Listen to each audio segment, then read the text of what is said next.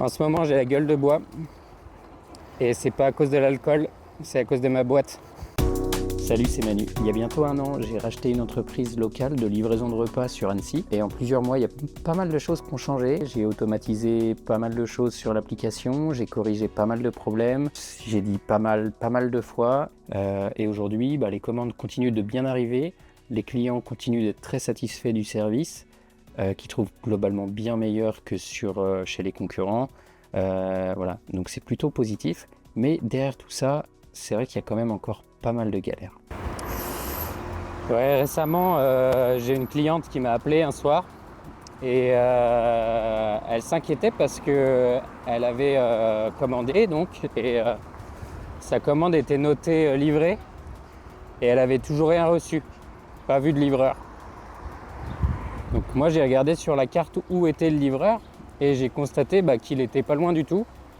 Donc j'ai dit à la cliente, écoutez, ça doit être une erreur, il a validé sans faire exprès, mais en tout cas, il n'est pas loin, donc il ne devrait pas tarder.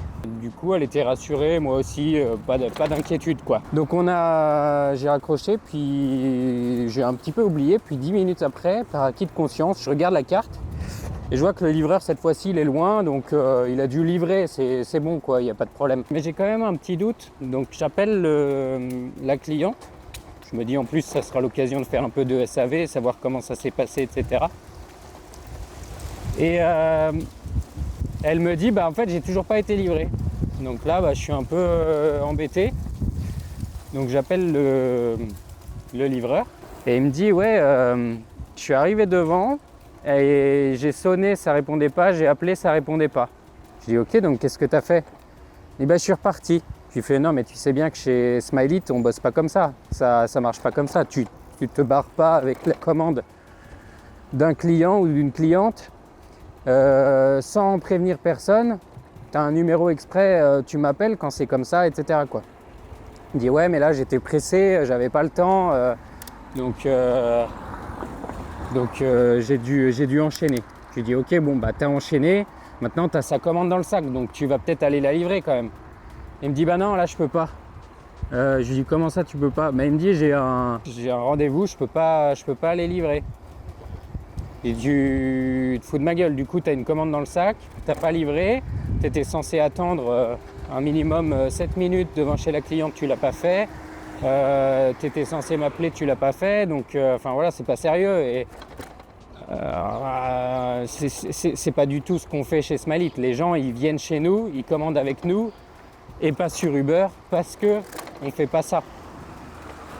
C'est un peu notre marque de fabrique. Donc voilà, je vous passe un petit peu la conversation un petit peu mouvementée. Mais en gros, on travaille plus ensemble avec ce livreur. Et ça m'a un peu saoulé parce que j'ai dû faire pas mal de services clients, j'ai dû arrondir les angles avec cette cliente qui heureusement a été très sympa. Donc voilà. Bon, heureusement, ça reste très rare. Moi, c'est la première fois que ça m'arrive en plus de 10 mois que je suis à la tête de Smileit. Donc c'est rare. Mais c'est toujours chiant quand la promesse même de Smileit est un petit peu bafouée comme ça par des livreurs, quoi. Voilà, après... faut se mettre aussi à la place des livreurs, je comprends, ils essaient de maximiser le nombre de commandes qu'ils font, ils essaient d'en prendre plusieurs en même temps parce que c'est comme ça qu'ils optimisent un peu leur rémunération aussi, mais le problème c'est que chez Smileit on paye mieux précisément pour ça, parce qu'on ne veut pas que les livreurs en prennent plusieurs en même temps, on veut qu'ils livrent vite et bien, on veut qu'ils fassent un bon service. Donc voilà, c'est un petit peu dommage et difficile de jongler avec ces contraintes-là, où je vais moi. Et ouais, c'est toujours un petit peu chiant quand ça arrive. Bon, cet épisode du livreur, c'est exceptionnel et heureusement. Par contre, ce qui n'est pas exceptionnel, c'est les restos qui oublient un truc dans la commande, les livreurs qui ont des accidents avec la nourriture dans le sac, du coup, burger, pizza qui arrivent renversés chez le client, les clients qui répondent pas au téléphone et qui n'ont pas leur nom sur l'interphone, du coup des livreurs qui s'impatientent, etc., etc. Bref, le support, le service client. Comme chez Smileit, on bosse 7 jours sur 7, midi et soir, le téléphone il peut sonner à peu près n'importe quand et au pire moment de la journée, c'est-à-dire les repas. Alors souvent c'est ok le midi en semaine, parce qu'on travaille, etc. Mais le soir et les week-ends, c'est pas toujours facile à gérer avec la vie perso, etc. Le problème, c'est comme le service client, c'est une des marques de fabrique de Smileit, on peut pas juste ignorer les coups de téléphone, quoi.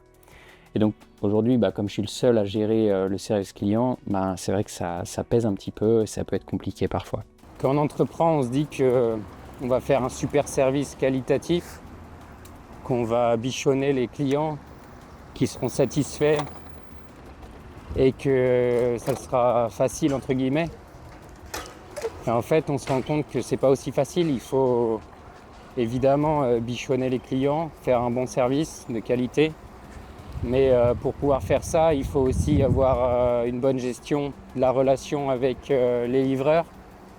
Parce que finalement, c'est eux qui vont être le visage de la boîte.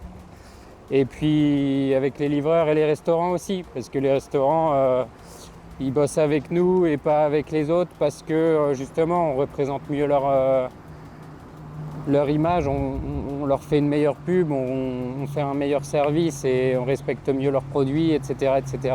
Et donc ça fait en fait finalement pas mal d'interlocuteurs avec lesquels il faut travailler, avec lesquels qu'il faut coordonner, qu'il faut... Voilà, donc... c'est un petit peu ingrat parce qu'il y a tellement de choses qui peuvent mal se passer dans une soirée de livraison. Et quand tout va bien, en fait, ça paraît normal à tout le monde. Mais quand on voit toutes les variables qu'il y a, finalement, on se dit que ça relève carrément presque du miracle quand une soirée de livraison se passe sans accroc, sans problème, sans rien. Donc voilà, et quand on y arrive, évidemment les clients ça leur paraît normal, ils ne le remarquent pas. Par contre quand on n'y arrive pas, malheureusement, là ça part un peu en live et ça fait beaucoup de gestion à faire, c'est un petit peu compliqué quoi. Voilà, donc c'est un peu fatigant évidemment, parfois il y a des semaines où tout roule nickel pendant plusieurs semaines d'affilée sans aucun problème et tout va bien et c'est super. Et puis parfois il y a une semaine ou même parfois un jour où il y a tout qui pète dans tous les sens et sans raison apparente. Donc c'est pas facile toujours à gérer, mais si ça l'était, ça se saurait. Il y a quand même des signaux positifs. Les signaux positifs, c'est que ces problèmes-là, on les a parce qu'il y a des commandes.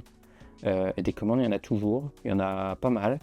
Et tous ceux qui commandent, tous les clients qui commandent, qui essayent Smileit ou même les habitués, trouve que de manière générale, la promesse, elle est tenue, c'est-à-dire qu'on fait mieux que les alternatives en tout point. On livre mieux, on livre plus vite, on respecte mieux les restaurateurs, etc. Donc ça, c'est quand même assez positif. Charge à moi maintenant de faire ce qu'il faut pour améliorer le support. Là, j'ai plusieurs pistes.